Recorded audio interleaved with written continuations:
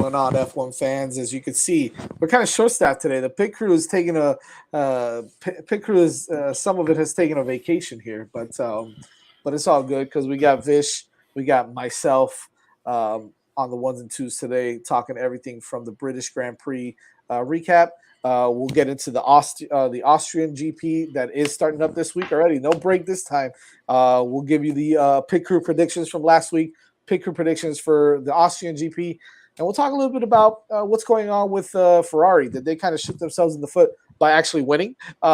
Pretty crazy. And have Red Bull's reliability issues come back once again? We don't know. We'll see. We'll have it for you right now on Hitting the Apex. Let's go.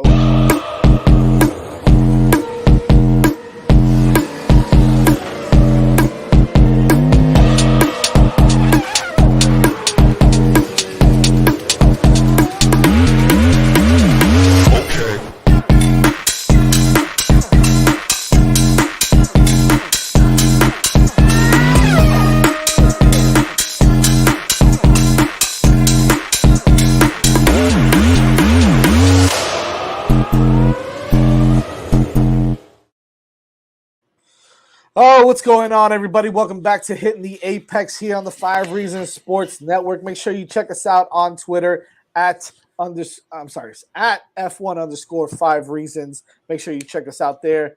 Subscribe to the 5 Reasons Sports YouTube channel and smash the like button as we are on here every Wednesday night at 9:30 p.m. Joined by my co-host, who is the man.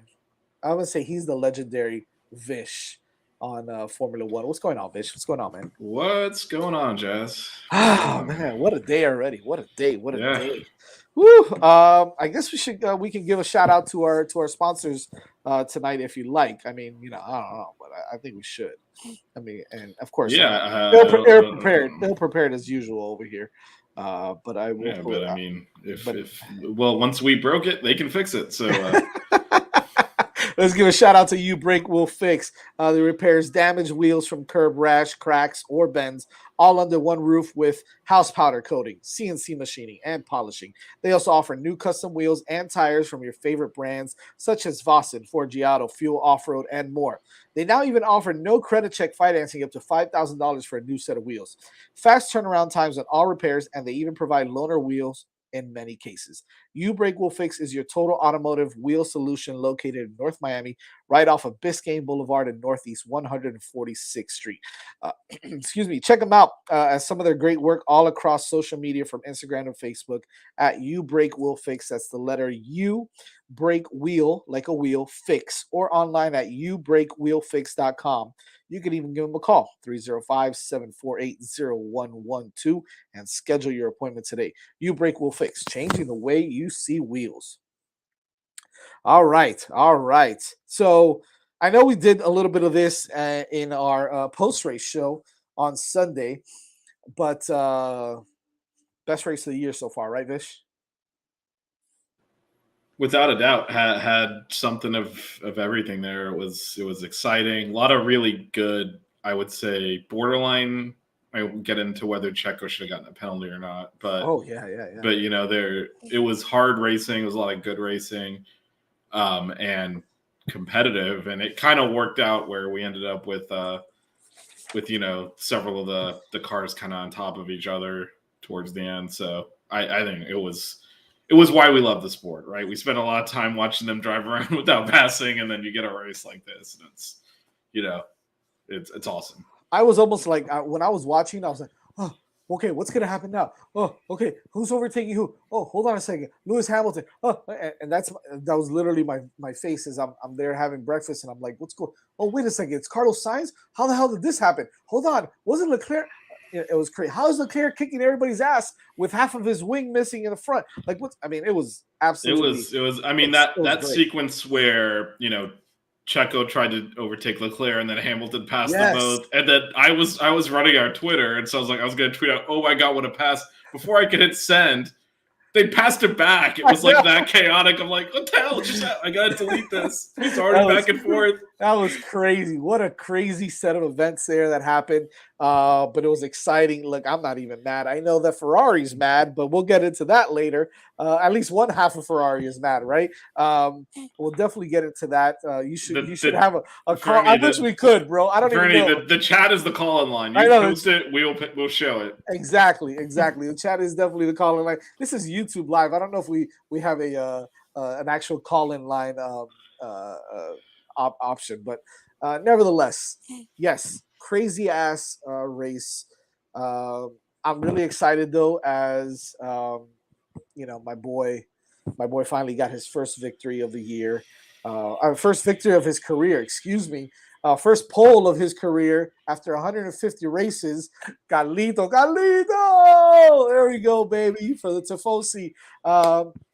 Finally gets his first P1. I think we should review predictions, because one of the pit crew might have predicted him to win. I'm not entirely sure who might have done that. Man, you almost. Oh boy! I know. I was close to sweeping this. You were good, man. You might have had a shot if Max's car didn't break down, and Leclerc wasn't missing. Well, if Max's car didn't break down, he was going to win by 30 seconds. So I didn't really have a shot. This is probably you never know. You never know. Virtual safety cars, everything could have changed those things, right? Shout out to George Russell though for hitting my long shot pick right in the first corner. Yes, didn't make the first quarter.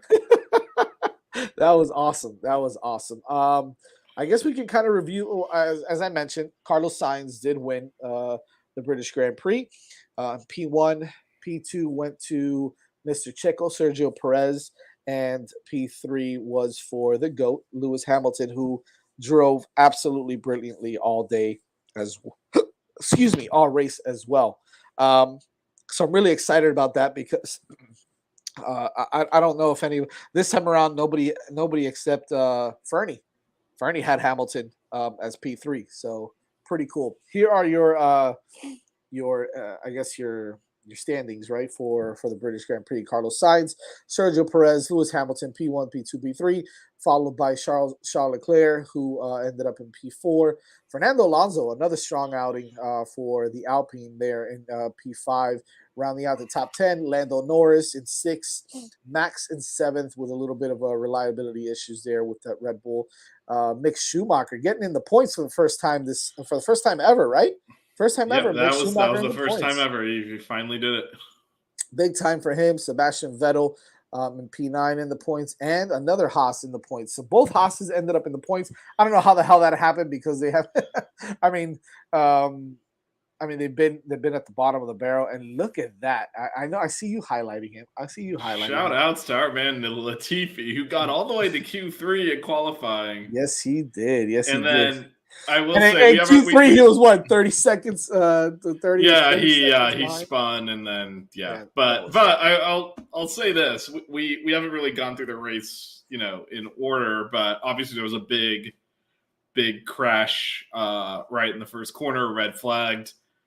That we talked about this on Sunday show, so we don't need to rehash the whole thing. That weird thing where they reset the positions back to qualifying because they hadn't crossed a timing and scoring line. But shout outs to Latifi. He started 10th, as you said. Q3, he didn't really smoked him off the line, blew past George Russell, was all the way up into 8th, and that's actually what he got past Russell so easily. That's what actually caused the accident in a way, because Russell tried to move over to make sure no one else would do it without checking his mirrors, and hit Gasly and Zhao, and that's how he ended up that's where the crash came from. So, right. But shout outs to Latifi. He smoked him off the line there and went all the way up and had to give the place back because they reset the positions. But man, I don't know what was going on this weekend, but that was a hell of a Latifi performance. Wild series of events, and by the way, we're glad to see that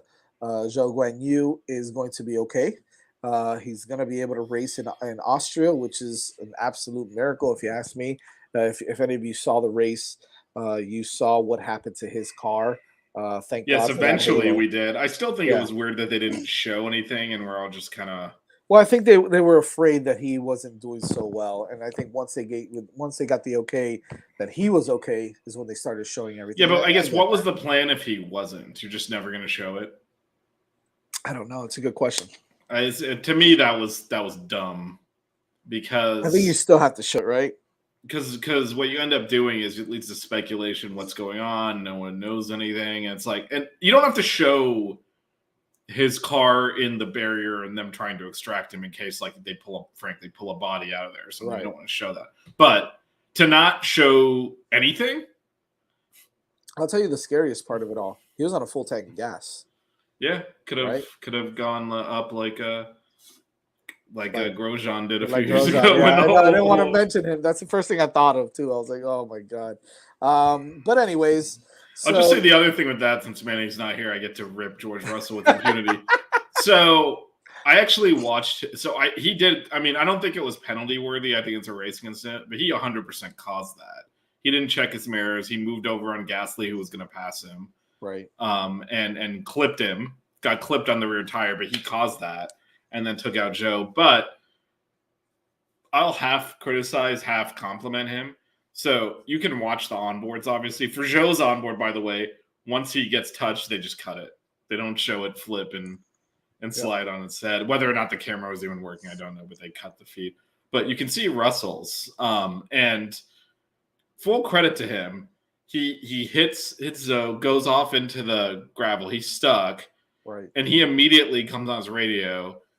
And they're asking him, obviously, his crew's, are you okay? And he's immediately like, is Joe okay? So he immediately didn't talk about himself. And then they asked again. He's like, okay. He's like, I'm fine. I'm out. Yeah. Then he hops out of the car and goes and checks on Zoe. So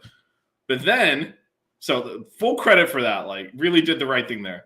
But then he got back in his car, tried to restart it. And you can see all this happen on camera. After this, he comes back to the car. It won't start because he broke it. Right. It's broken. The marshals are all standing like, we need to tow this thing. He's trying to start. It won't work. The car's broken. He gets out. They then lift it up out of there and tow it back to the garage.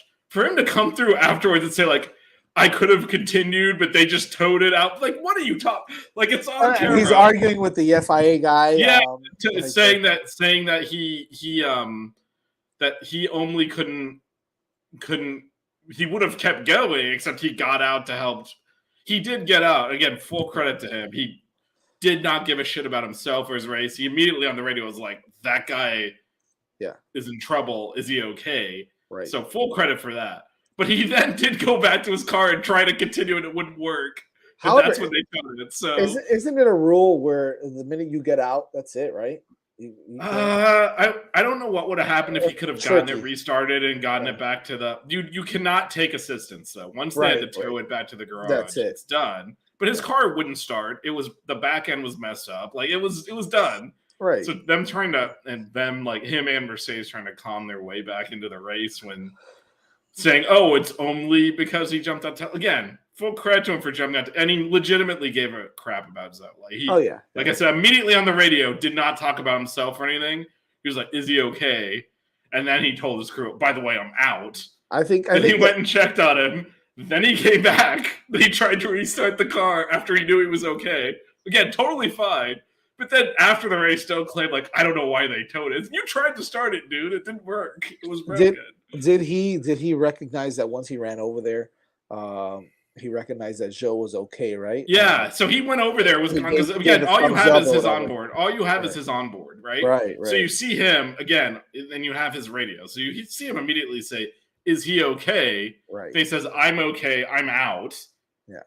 Then he immediately jumps out of the car. This all happens within a few seconds. He runs over. He's gone for a couple of minutes or whatever it is. Yeah, I saw him do that. Because he's checking on him. Then he comes back, gets back in the car. The marshals are standing there, don't touch this. He's trying to start it, and it wouldn't start. And then he gets out because the car won't move. Then they lift it up on the crate. So, so the whole thing about how he got out, left, and they just put it on the car, otherwise he could have driven it back, was crap. He tried to start it, it wouldn't start. So I'm looking at the pit crew predictions here, and it looks like everybody. I'll be honest with you, everybody had Sainz in the top three, except Fernie's not. He's part of the show, but You know what I mean? Everybody had Sainz in the top three. The only one had him winning was Vish. Vish with the win, with the W there, and he also got it right. His surprise was Russell DNF. Ricardo was definitely not a top five, Moni. Sorry. Lando just finished outside of the top five, so close for Nick. Manny Zhou, damn, Zhou Guan Yu, top five. Listen, he had a pretty decent weekend, right? So I like Joe. I just think I mean He's bad had luck. some bad luck this year. I Bad mean, this luck. time he got Bad luck. taken out. He was on the racing line, just minding his own business out there, Yeah. and Russell, again, I don't think it was penalty worthy. I think it was fine for them to say racing incidents at the beginning. You got all these cars, but I will give it to Manny though. He's the only one that had two right in the top three. He had Hamilton and Sainz in his top three in different positions, right? He had Hamilton P2 and Sainz P3, but he had two in the top three, which is pretty good. And then mine was terrible. I had Sainz, the only one, and then Vettel in the top five. I mean, he did end up in the top 10, which was nice, but again, another disappointing drive by Vettel, who didn't even clear Q1. For whatever reason, it was, and he's usually good on those wets or intermediates. Yeah, they stunk. Austin Martin stunk in the wet again, big time. Lance Stroll was brutal as well. So, moving along, driver of the day for you, Vish. Who'd you have? To me, I'm between Sainz and Hamilton. I'll go Hamilton, just because that car is still not as competitive as he made it. Obviously, it would have been nice to, they had some pretty good paces. At least they did, but that's why. So unfortunately, because Russell didn't make the first corner, we don't have a frame of reference, right? To see you could argue Leclerc with the broken car driving faster than Sainz is really impressive, right? So there's just no frame of reference for Hamilton, but I feel like he overperformed that car. He got unlucky with the safety car again. He was in third, catching Sainz in second, who he was pretty clearly going to overtake with much fresher tires, and the safety car actually reset that, and he ended up finishing third. I think he would have finished second without that. Right. So I'll go with Hamilton, but I could also argue Sainz just because I'll say this. I gotta go with Sainz. And just to talking about Sainz, a couple of things. He should have been faster than Leclerc, given Leclerc's car was damaged, but to me, there's a couple of points there where he did seize the race. One is the second start. He was not letting Max through that time. He almost ran him off the track. That's what you have to do, right? You know that Max is really good off the start line. So he basically pushed him made him back out of it. That's what you got to do. He held the position, right? And that actually eventually Max ended up with damage. Part of that was because if he had gotten through right off the start, he probably just cruises around in front. So there's that. And I guess we can, we'll definitely talk in more detail about Ferrari's overall strategy. But when they asked him to, I don't even know what they were trying to get him to, back off completely under the safety car to give Leclerc a free run into turn one. If he does that, he's going to get swallowed up. Leclerc still is because he's on the wrong tire. They're finishing third, fourth. Yep. That's where they're finishing. If he listens to them, he's like, absolutely not. There's no way I'm doing that. That's a terrible idea. Overrules them and at least got the race win for Ferrari. This is why I'm choosing Sainz as my driver of the day. I mean, the effort that he gave, that ballsy strategy. I mean, if you see all the memes that are out there on how they're trolling Ferrari with Sainz, it's hilarious. But and obviously, we'll get into more detail on how disappointed or how upset the Leclerc group was.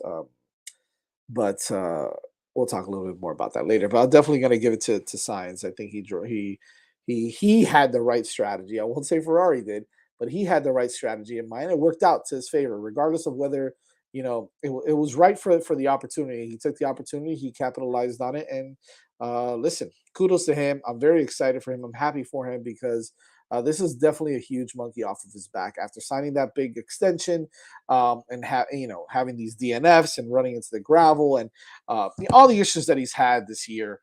These last two races have really been absolutely, incredible for Carlos Sainz, and it looks like he's building off of it. I'm not saying that he's gonna win he's gonna win the drivers' championship or anything, but he's only a few points away from Leclerc at this point. But Leclerc is also a little bit closer um, well, I don't know if he's closer to Sergio, but Sergio didn't pull away from him either. So if you Yeah. could pull that up, So really let's quick, go ahead and we can pivot to the drivers' standings and then circle perfect. back to disappointment later. But, Yes. yeah. So it is. Oh, there you go. 2 through 4 is tight. It is. And we're we are not that far. I mean, 11 points you mentioned between. I didn't even realize that too. Brought it up between the two Ferrari drivers. We're not that far away from Sainz, overtaking Leclerc. Yeah. If Leclerc has another bad drive, but yeah. he's also only 9 points away from Sergio Perez for number right. 2. But then, I mean, this is where the Ferrari strategy comes into view, though. Right. Is that what if if Leclerc has another 10 points, 12 points, whatever it is, from 4th to 1st, because they prioritized him, he's ahead of Perez, he's closer to Max for the overall championship. So right. So that's where the controversy comes in. But again, this looks like a big gap. We're exactly halfway through the season, so we still have half the season left. And all you're talking about is, one DNF for Max, one win from really either of the Ferrari drivers, and they're right there. Yep. So that's good. I mean, it's good. It's. I guess if you had to be somewhere that you're not at the top, it's exactly where these guys are right now. So, it's going to be interesting. Merck has scored more points than Ferrari in the last 5 races. Yeah. And a lot of that is just finish. George Russell finally DNF. That was the first. Except for this DNF. race, right? Except for this race. This is the race that they. Yeah, that was the first Mercedes DNF this year. So they've just been collecting the points. Right. But if you pivoting to the constructors, they have now fallen behind Ferrari, so pretty heavily significantly. Again, yeah, another 61 points, right? Yeah. So it is kind of balancing back to like we. Well, it's funny. It looks like everybody in the top 3 are 60 points behind each other. Yep. Yeah. And it is kind of balancing back to where we kind of thought earlier on the drivers and the constructors, which is Ferrari and Red Bull are ahead of Mercedes, who's clearly the third team. So. Right. Look at Mercedes. Oh well, I'm sorry. Oh, McLaren. I was like, who's Mercedes? Look at McLaren balling there. It's just a joke. McLaren with another crap. I mean, listen, Lando. All right. So speaking of which, going to the next topic. Yes. It's got to be Ricardo. Like Ricardo, how could you be that much worse than Lando? I don't know. I mean, it's you can't even explain. Where did Ricardo end up again? Where did he finish? He finished in like 14 or 15. Yeah, he finished nowhere close, even with like the safety car and all. He finished 13th. 13th, okay. And Lando finished 6th. Yep. And he finished 20 seconds behind Lando, even though there was a late safety car. I mean, this is, to me, there's no doubt who the disappointment is. It is Danny Rick. Danny Rick. You know what? I mean, it's hard for me to go against that. I'm going to say my disappointment of the day was Nick Latifi. Come on. He should have finished in the points, damn it. He should have finished in the points. You can't do that to our boy. This is his moment of glory. I'm just kidding. Yeah, I mean, I'll agree with you there. It's Danny Rick. I will say, case could be made just overall. Obviously, like, he didn't get out of the first corner either as Albon, but for him, well, yeah, he had all the upgrades, right? Get all the upgrades and not get out of Q1 and watch Latifi go all the way to Q3. Yep. And then, and one of the reasons Albon got caught up in that mess is because he was all the way in the back. I mean, you could argue. I mean, I think it's obviously Danny Rick. It's hard to argue that anyone else, took a car that should have been that much better and drove that poorly. But, Albon did not have a good weekend either. All right, so let's talk about this real quick because I think this is the biggest storyline. And then we'll kind of probably push into the Austrian GP a little bit. But I think the biggest storyline was probably the Ferrari strategy calls in Silverstone, right? So I'll be honest with you, right? I don't truly understand what happened there. The difference between what Leclerc's camp was strategizing and what like what happened there. First of all, why is Leclerc's team upset? Why are they bothered by the whole situation? What's going on with Well, Ferrari there? first thing I will say, and I am usually the first one to jump on Ferrari and say, they screwed this up. But this was not as easy a call as it looks like. You saw multiple times when so Leclerc was able to catch up to Sainz, and eventually they did let him through. So there's a lot of questions on why didn't they let him through immediately. Well, when they did let him through, he ended up opening up like a 3 or 4 second gap over like several laps. He was not that much faster. It was usually when you let the car behind through, they disappear down the road. He didn't do that. And you actually saw that in both stints. They actually noticed this on the broadcast and called it out, which is, he was opening, Leclerc was kind of opening a gap. He and Sainz were kind of pulling away from Hamilton. Sainz pitted really early. If you recall, he was the first one in. Right. Leclerc's time started to drop a little bit. Hamilton started to reel him in. And one of the things that was happening is because, again, I think these new cars are working in the sense that you can follow a lot more closely. He was sitting in that DRS and getting the benefit down the straights. And once Sainz was gone, he lost that rear wing opening. His lap time started coming down. He actually started going slower without Sainz there because you don't have the DRS anymore on every lap. So, so there was not that big of a time gap. And so it wasn't that easy to just swap them around. The second thing is, we talked about this, Leclerc's car was damaged. Now, he was doing a great job driving it, and he was marginally faster, but he wasn't significantly faster. But you never know if it's just going to give out. Right. If it's going to get worse, and then you have to like bring him in. And the last thing you want to do is let him through, sacrifice Sainz's race, and then have to repair Leclerc's car, and now you've completely screwed it up. And then the last thing, so the reason that Leclerc, you asked the question of like, why are they so upset? At that last, he did eventually get let through. He was in front. And Sainz got the better tire at the end, which is backwards in a way. But there's a couple of things in there. I don't know that this is right or not, because they probably should have brought Leclerc in, switched it, double stacked. It would have put Sainz behind Hamilton because he would have come out. If you have to wait for the other car to get service in front of you, you're going to come out behind. Like, it would have taken a lot longer, so he would have come out in third. There was a whole pit stop back to Perez in fourth, so the worst he would have come out is third.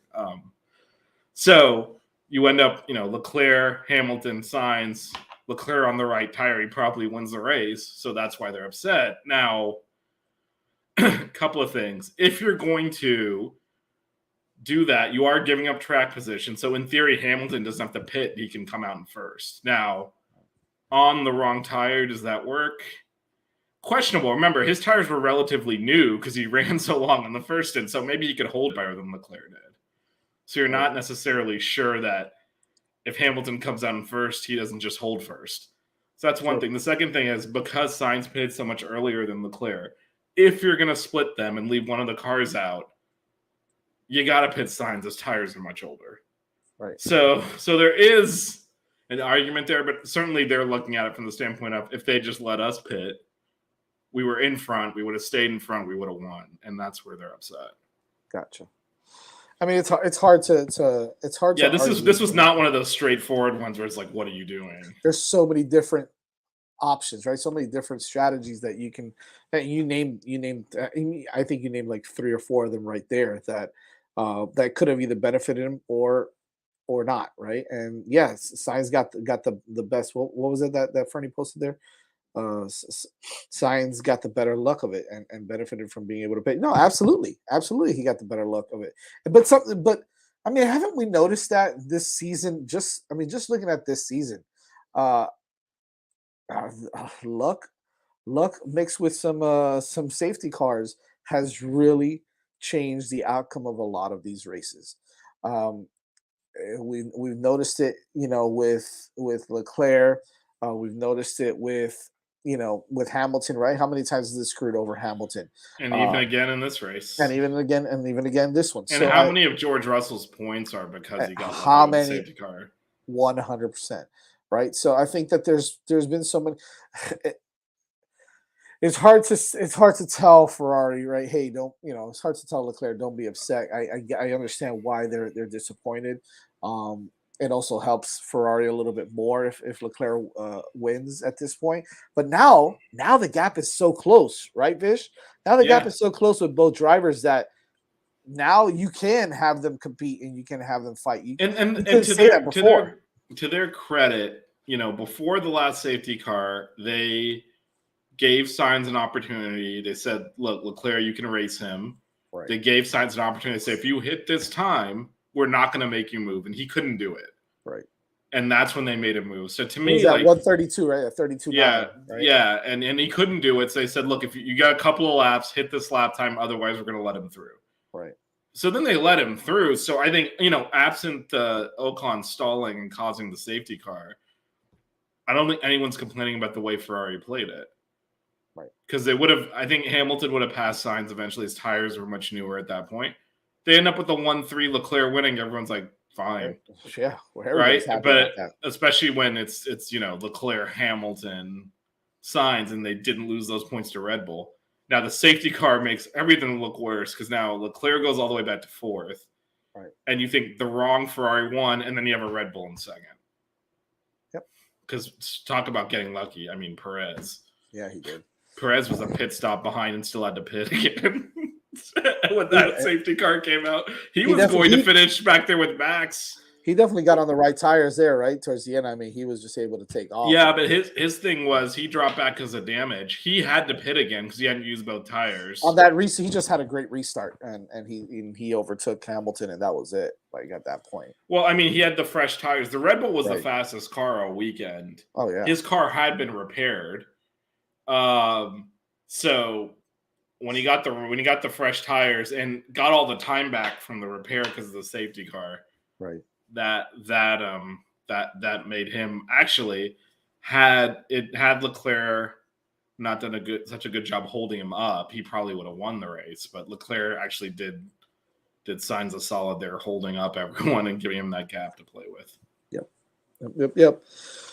All right. Moving along. We've got another one. Right away. No breaks. We've got a break next week. But moving right along, let's pull it up, baby. It's the Austrian GP, ladies and gentlemen. I don't know if you've got it there. I got it. Yeah, we pulled it up, right? Yeah. So here we are, baby. The Austrian GP 2022. So first Grand Prix was in 1970. Number of laps, another long one, 71 laps. But this is a fast circuit. Okay, here you've got 3 DRSs, and you've got a lot of straights here. You've got 1, 2, 3, and possibly 4 if you want to call it sector 3 between corners 8 and 9. I can't even see, I'm blind, but yeah, between corners 8 and 9, you've got another straight there in sector 3. Again, man, I mean, there's so many straights. I don't see how Red Bull doesn't win this race. It is the Red Bull ring, so I don't see how. The other thing, though, one of the things that encourages overtaking at this track too is you can't tell it from the diagram, but a lot of these straights end in inclines, so it's easier to get your car stopped when you try to send it up the inside. So you will see. I expect to see a lot of overtaking here. Yeah. Although I will tell you some of the corners here, obviously you've got some really sharp corners in sector 2 and in sector 1, both. And then you've got the hairpin one up in sector 2 as well, right? Am I seeing that right? Yeah. Yeah. Let me see if I can get a little zoom. Yeah, it's just me. I'm kind of blind, but but it's there. There you go. Hairpin turn there in turn 4. You got turn 4, and you've got some nice curves. So listen, that's where Ferrari's going to have to make up some time, because when it comes to these straights out of corner 4 and speed trap, I'm sorry, out of corner 4, out of turn 3, between turn 3 and turn 4, you've got the speed trap there. That's an opportunity for Red Bull to really kind of take off. They've got to stay close, if not make up some time and do really well in the corners. Because if not, I think, like you said, this is the Red Bull ring, so this is Red Bull's race. So if Ferrari, look, the only thing I think that's going to stop them again is reliability.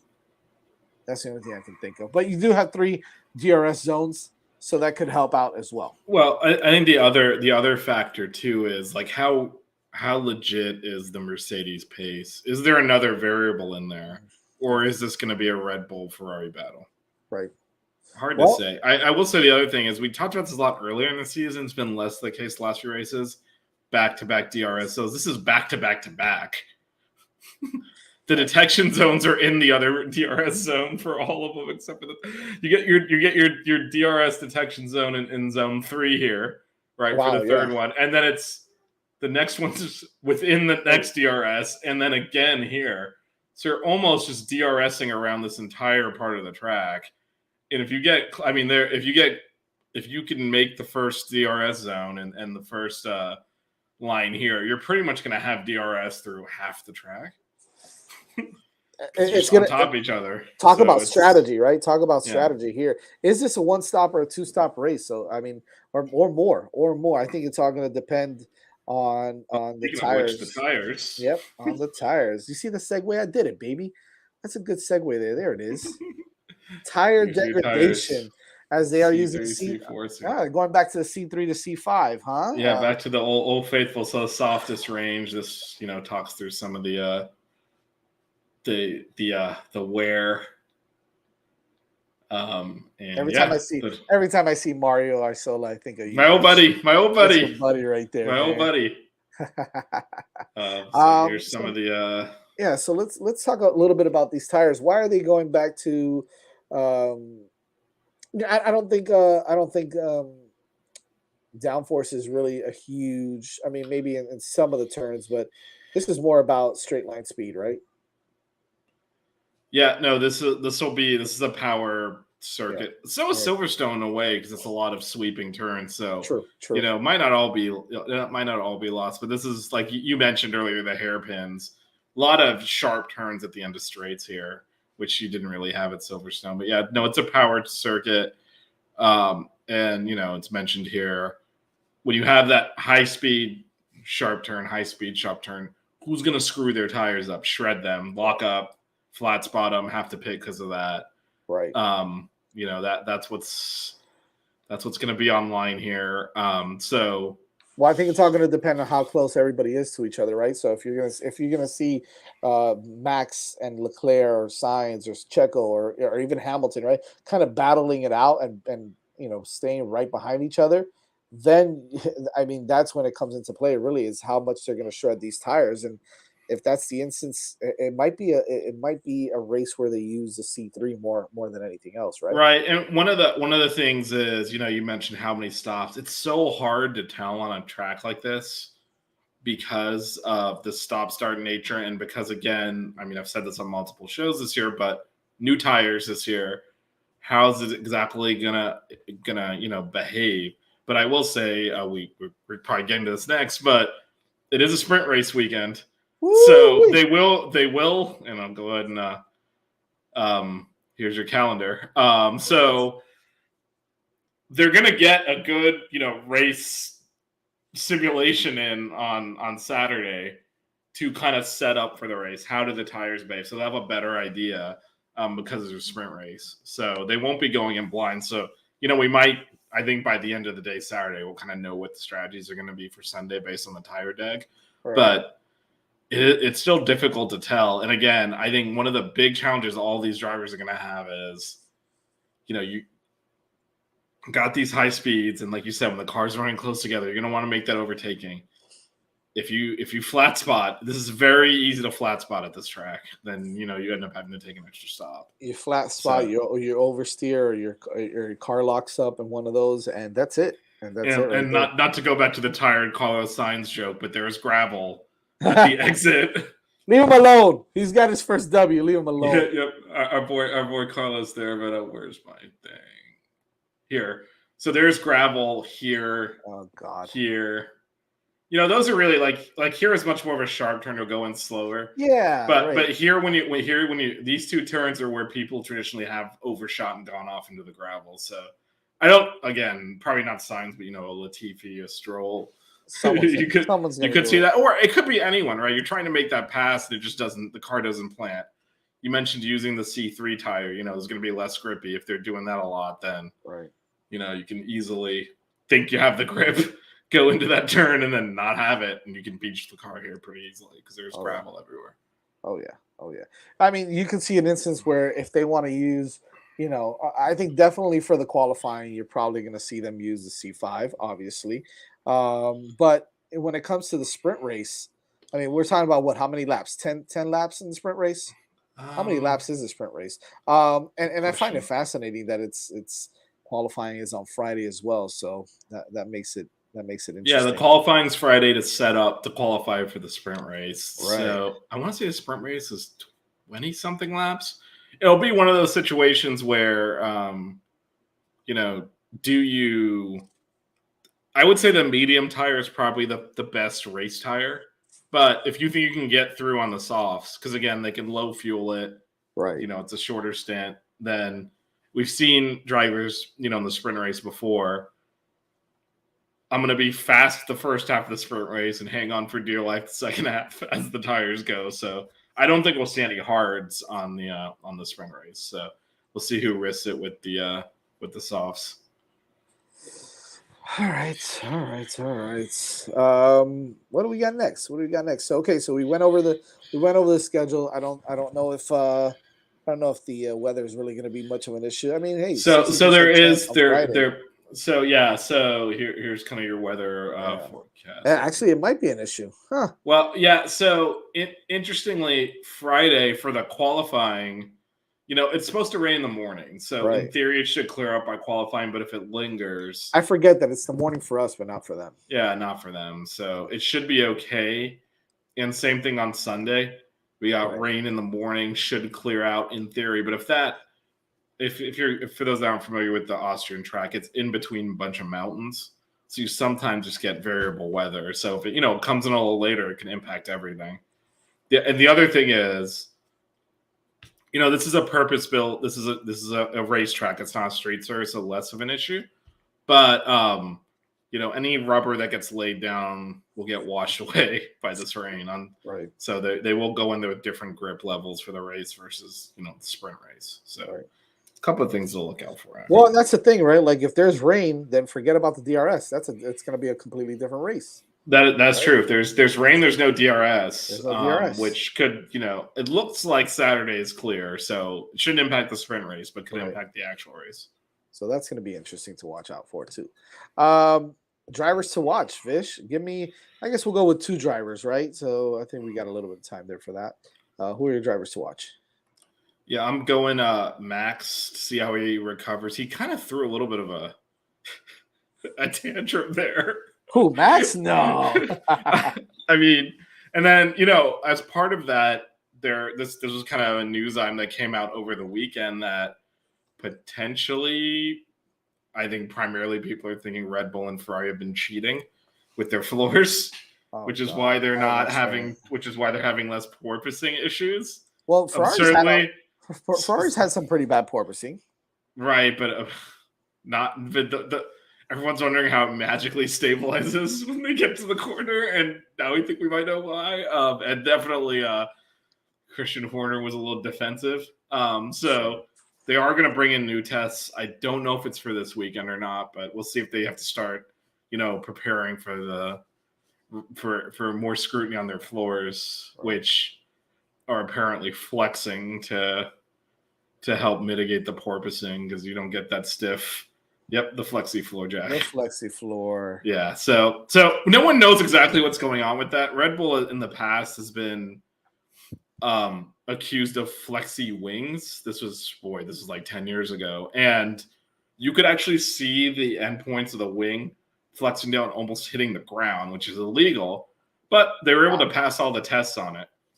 So in the race, so it was able to flex under race load, but they would like yank weights from it to test it, and it wouldn't flex. So So Red Bull does amazing things. Like their designer Adrian Newey is a genius. So he might have this thing might be flexing left and right when they do the race, but when they test it, it might look straight. So That's so interesting. you never know. But it'll be interesting to see if like they've had to make changes for that. Like we mentioned, drivers to watch Max.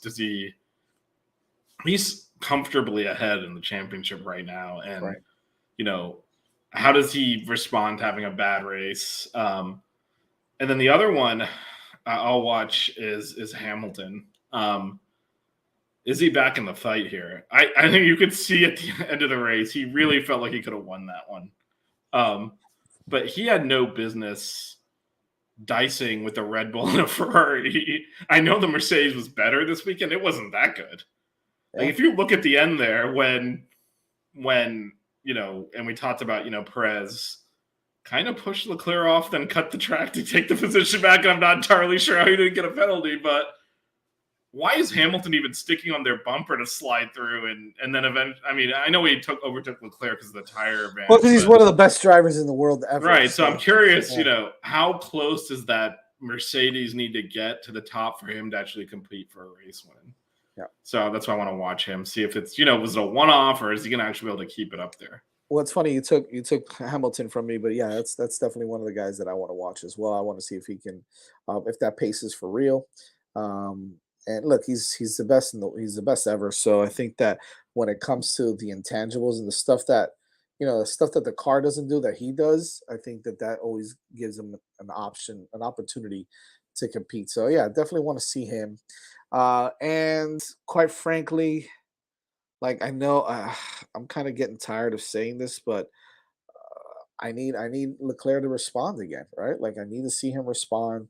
I think that it's funny that Jack. I know Jack mentioned this earlier that Charles might need a psychologist soon. Look, I'm not fighting that really too much. I think that he needs to keep his head in, as we like to say, keep his head in the game and stay focused because the more you bitch and complain, especially when you're racing, the more you lose focus on what you're doing out there on the track.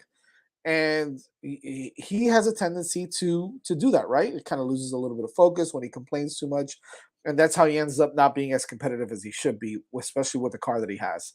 So I think that he he needs to figure it out and put it together, and hopefully nothing gets damaged on his car again. But if he can do that, then I think he has an opportunity to podium. Yeah, and it's a big race for him because if Carlos finishes in front of him, I mean that whole who's the number one driver comes back into play. It's been Leclerc for most of the season, but like you said, it's an 11-point gap right now, and we should remind people that Sainz finished comfortably ahead of Leclerc last year. He did. So, like, this is not, he became the number one driver because he got up to a better start. Before this last weekend, Red Bull had run like 6 races in a row, and now Sainz is the one who broke that up. Right. So Leclerc needs to get on it. Like, I mean, this is a big, big race for him. It really is. Jack, just to answer your question, all sports teams have team psychologists. I'm surprised F1 doesn't, or maybe they do. It's just behind the scenes. Yeah, I think they do.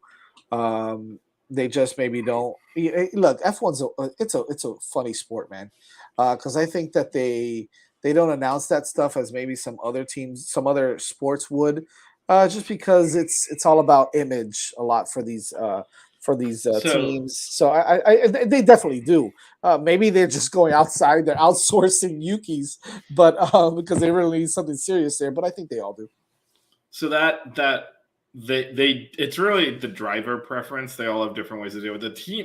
The teams don't do much with this type of stuff. It really is down to the driver. Yeah. I mean, Hamilton's is always there. His trainer / psychologist is there all the time. That's the blonde. Right. That's always there. Like she's kind of the one that's always following him behind on the scooter. Yeah. So that's his. So he's very open about, that's his trainer / psychologist that he travels with. Now, like Jazz says, a lot of the other ones, they'll have that, but you won't really see them. It is really down to the driver, though. Yeah. But yeah, they definitely. It's a big part. Obviously, mental is a big part of the being a Formula One driver. So yeah, they do have that to an extent. Now, do all of them? I don't know. Yeah, good question. Teams to watch? Did we kind of cover that, or I guess no? There's a team. I know yours is going to be Mercedes, huh, Fish? Yeah, I guess. I Yeah, know probably it. Mercedes. Yeah. I'm Well, I gonna mean, I watch. do think so. I will say one thing. I've been, and call it the George Russell hater. Hamilton is a significantly better driver, and I'm curious now that the car is more competitive. We start to we've seen it at races where then the safety car comes out and Russell ends up in front. We've also seen Russell beat him like that Emilio Romano, where Hamilton got stuck behind, I forget, one of the Alphas or whatever, but like Russell was like 10 spots up there because he out-qualified him and beat him. So Right. I wonder if we're going to kind of see that solidify. It's because Russell's still ahead of him in the championship. I don't think it's going to last much longer. So yeah, Mercedes is the team to me to watch. Just because also, I mean, Red Bull and Ferrari have been so far ahead. If you throw a third team in the mix, to me, it makes it more entertaining. So I'm really hoping Mercedes can stick their nose in a little bit. And it also opens the championship up for Ferrari as well. Because if you have a situation where, hey, without a problem, Red Bull can finish fifth. Right? Because right now it's only like if the car Red Bull and Ferrari are 1-4 unless someone has a problem right now. So if you can legitimately get the Mercedes wedged up in there without that, that allows the championship to swing a lot more heavily. Yeah, I would have said Mercedes as well if it wasn't for the fact that I want to see what the hell happens between Leclerc and Sainz. It's an interesting one. It's interesting. It so wasn't as interesting before, right? Before we were like, come on, let's relax. It's Leclerc's team. I don't know so much anymore. I think that it's going to be interesting to see how everything goes from start to finish, from Friday all the way to Sunday.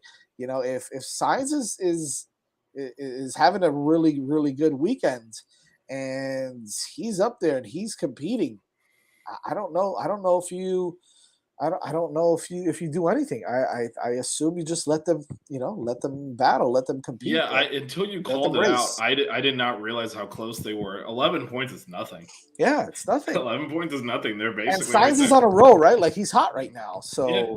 Well, and I didn't realize they were that close until you called it out. Because again, Leclerc has been throwing points away. Yeah, he has. He really has. So it's not so much that he's been.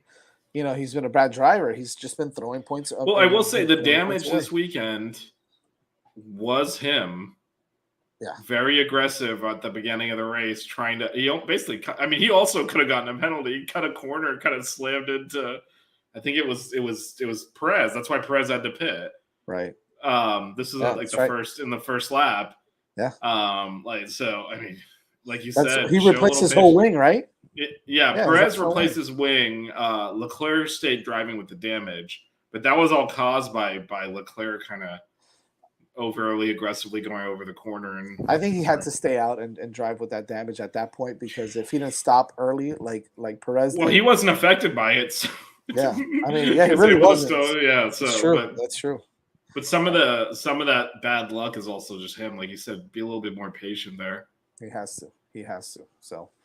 We'll see what happens there. All right, so let's do predictions. It looks like it's just me and you today with predictions. Jack, give me your prediction on Jack and Fern, whoever else is on. The three that are on right now, I guess. Whatever.